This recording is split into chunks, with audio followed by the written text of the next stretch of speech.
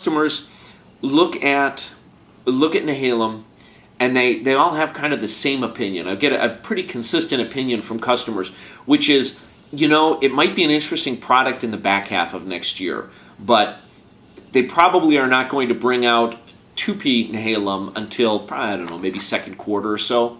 But the amount of change that you're going to see in the platform is going to require them to spend a lot of time evaluating. In an AMD Opteron platform, where we can drop Shanghai into the same platforms that you've got Barcelona today, means it's a very quick evaluation for a customer. I already know the board, I know the memory, I'm very familiar with it. I drop in the new processors, runs fine with my application, I can deploy. But if I've got new processor, new chipset, new socket, new memory, new processor interconnect, all these other things, I got to spend a lot more time evaluating it. So if they get it out in Q2, maybe people are ready to deploy it around the end of Q3 or so.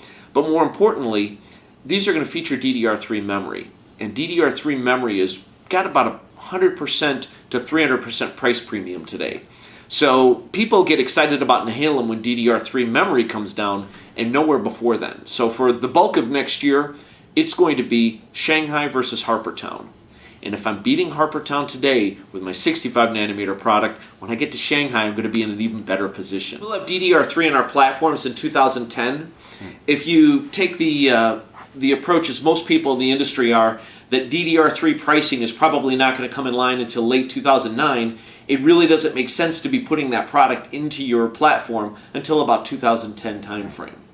Memory is one of those areas where you don't want to be on the bleeding edge because it's extremely expensive at the beginning, and on a typical server, memory can be 25 to 50% of the cost of the server. So if you're paying a 50% premium on something that's 50% the cost of the system, you're looking at a 25% overall premium or more on the system. And so it makes it suddenly not very cost effective.